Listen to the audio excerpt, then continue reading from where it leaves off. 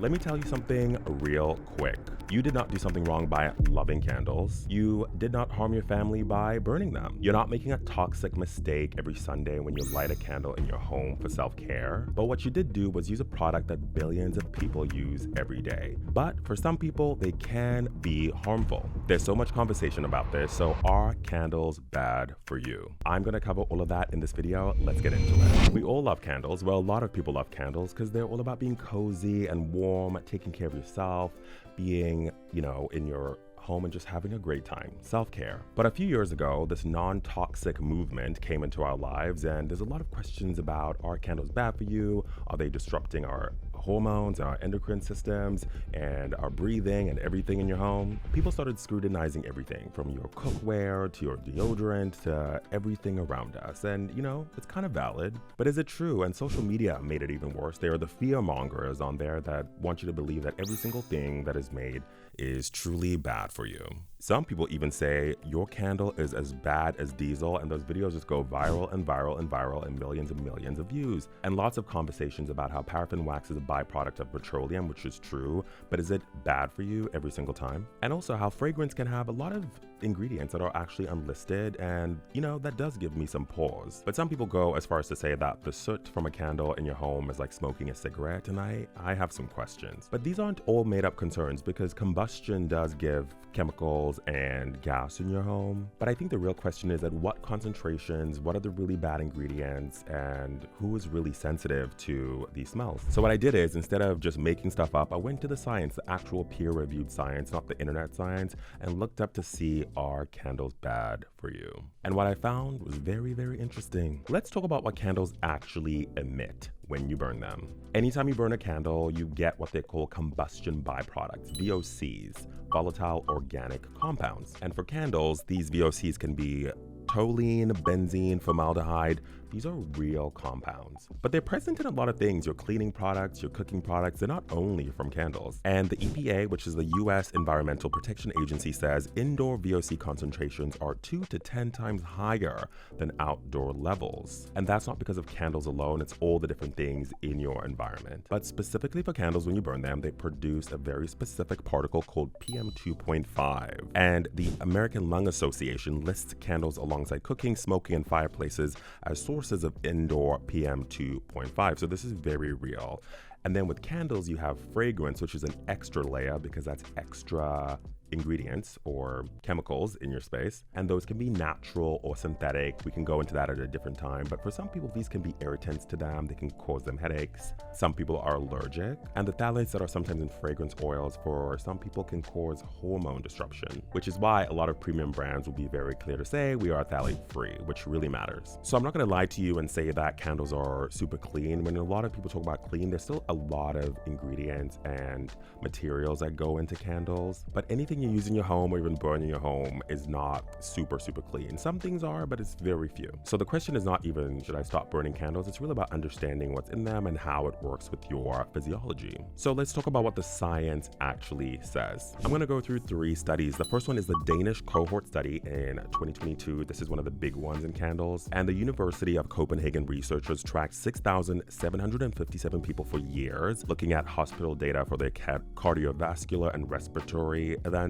And they specifically compared people who burned candles more than 4 times per week against those who burned them once per week. And what they found was that there was no statistically significant association between heavy candle use and hospital contact for cardiovascular or respiratory events, meaning 0. The hazard ratio was essentially flat. And this is the most comprehensive study we've had on people, and it really found nothing. Study number 2, this is the 2025 Wax Melt Twist. Researchers at Purdue University published findings in February 2025 showing that wax melts, which some people consider safer because it's not a flame but just melting, they also release compounds that react with indoor ozone to form nanoparticles at levels comparable to traditional candles, gas stoves, and diesel engines. So removing the flame did not remove the particle forming chemistry. So sometimes people like, it's because it's burning in your home, it's bad for you. It's the same. The fragrance itself is the mechanism, not the combustion. But the researchers themselves say more studies are needed and more toxicology work to really draw full conclusions. Study number 3 was a VOC risk assessment. A study in regulatory toxicology and pharmacology found that under normal conditions of emission, high-quality scented candles do not pose a noticeable health risk to consumers. The key phrase there is use in normal conditions, meaning a ventilated room, reasonable burn time, a quality candle, which we can get into. And if you do that, you're kind of essentially okay. But I did note that yes, burning candles releases VOCs like formaldehyde, but at levels that are typically below half of what the World Health Organization recommended for safe exposure limits. So the science does say that lighting a candle affects your indoor air, but what the science doesn't say that every time you burn a candle, you're at risk. But there are some people that are at risk genuinely, and let's talk about that. Firstly, people with asthma. The American Lung Association says burning candles is a double whammy for people with asthma. The smoke can trigger an attack, the fragrance itself can trigger an attack. So if you have asthma, maybe unscented is good, or maybe no candles at all, but it's of course a personal choice. I'm not a doctor. 2, people with migraines. Between 25 and 80% of migraine sufferers experience osmophobia, which is an odor sensitivity that can start a migraine or an attack as well. And candles are some of the most cited triggers for people with migraines or who suffer from this attack from fragrances. 3, people with fragrance sensitivity. For some people, fragrances can give them scratchy throats, can give headaches, coughing, a shortness of breath. A study of university students found nearly 1 in 4 reported a symptom from candle use. So if candles give you a headache, maybe don't burn them. Children and pregnant women. The specific concern here is the phthalates that some fragrances have. Dr. Sarah Evans of Mount Sinai recommends not burning candles around children or pregnant people. So now that we have the science, we know that some people are more sensitive than others. Let's break down some myths when it comes to candles. Myth number 1, all candles are toxic. As we dug into some of the background, we now know that that's not true.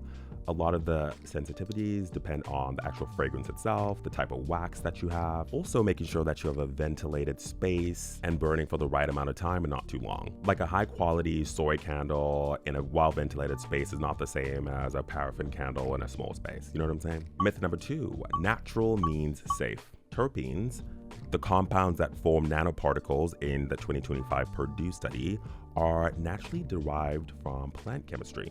So they are natural. Even some essential oils can be pretty potent and cause allergies. So think of natural as really like a marketing term and not a safety term.